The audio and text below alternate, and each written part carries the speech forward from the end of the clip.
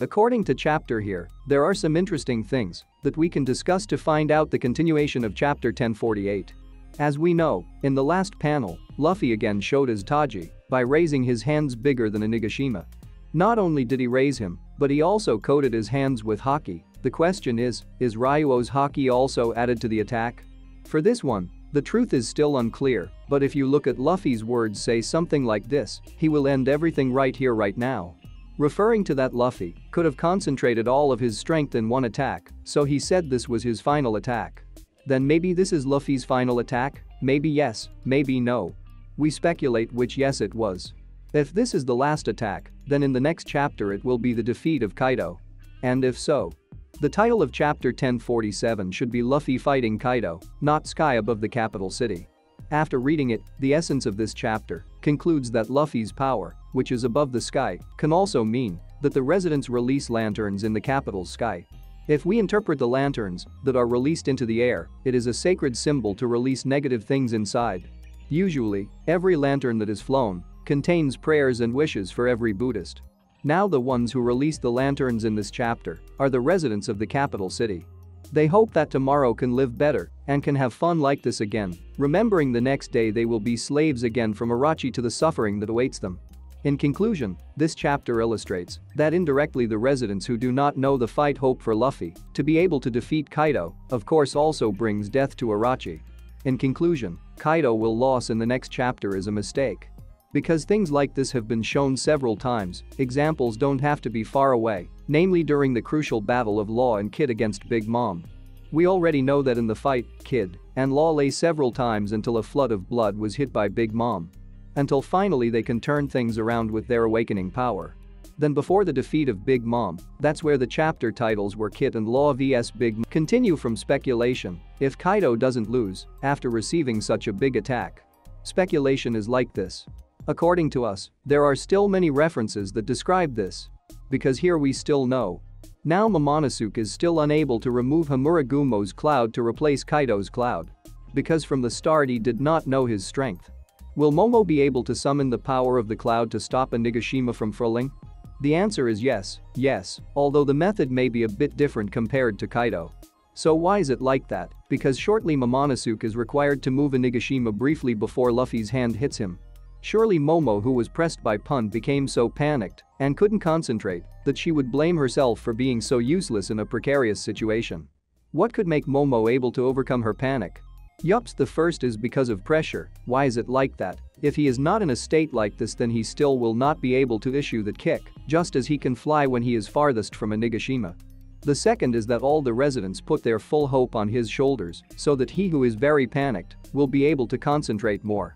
This evidence has been shown several times, for example at the Yuden prison, where when all the residents feel hopeless because of the deadly virus, coupled with Luffy who scolds his loser, only then did Momo's leadership qualities emerge and make everyone proud of her. So if we connect this, to overcome his panic he needs a big encouragement from the entire population of Wano Kuni. The reason why the scene of the residents releasing the lantern in chapter 1047 is because it is still related to the next panel, where in the future all the samurai and Onigashima who slightly lament his fate that will end will not regret what he chose. Evidence to support this is true in the words of the samurai who said that they would rather die here so that the island of Wano Kuni grows into a very great island without suffering. Then by seeing the flying lanterns they were ready for any situation. While on the side, Momonosuke will cry as usual and say that he is the most cowardly shogun ever. Because the true shogun will bring the hope of the people to a better place. That's where unknowingly, because of excess emotions, Momo can bring up Hamuragumo clouds, even though they are not as big as Kaido's. Now to cover his shortcomings, he could have used the flying lantern fire to support his Hamuragumo so he could briefly move Onigashima in a very short time. Yes, although this is a little strange, this is the only way for Momonosuke to take out his stance. If this is true, then Luffy will be free to hit Kaido with his new jutsu. It could be that this jutsu will kill Kaido at once. It is not yet known what kind of kick it is, which is very deadly. In addition, Now, after seeing One Piece anime version EPS 1015, seen at the end of the episode, Luffy started the fight with a big punch called Red Rock, where the attack managed to knock Kaido down. Then what is the relationship with chapter 1047? Yups, we think the punch that was launched by Luffy at that time was the same as the last punch in chapter 1047. The difference here is that the hand here is as big as a giant without the fire that surrounds it. Of the two things, is this just a coincidence, or was it planned?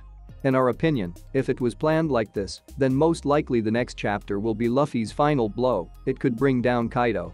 What do you think about this coincidence? Continue back to the core of the reason why Kaido didn't lose in the next chapter. After several battles between Luffy and Kaido, many fans theorize that Kaido's fighting style is a representation of the Wisdom King, or the Five Gods of Wisdom. Considering several times Kaido issued a kick whose name is almost similar to the Five Gods, and until now there are still 4 names or moves issued by Kaido. There is less than one more god or power that has not been issued by Kaido, namely Akala, which has the meaning of immovable. Is this also purely logical, or is it just a coincidence? We'll see later. The speculation is that, if Kaido has one more mainstay move, it's still confusing, but if we look at the Hamuragumo cloud from Kaido, which is starting to thin out, it means that he will have to put out the full amount to be able to hold the Onigashima again soon.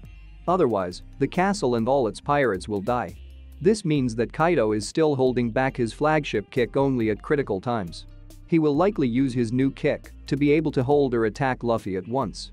As a result, the determinant of this battle will end with their respective main. Continuing from the other side, what will happen to Hiyori in the future? For now, we still hold on to our prediction in the previous video that when Onigashima is successfully moved, that's where Hiyori will survive, while Orochi will burn to death without anyone helping at all, the same as what he did to Oden in the past. The second speculation in the crisis was that there was someone who managed to save him. It could be Denjiro or the others.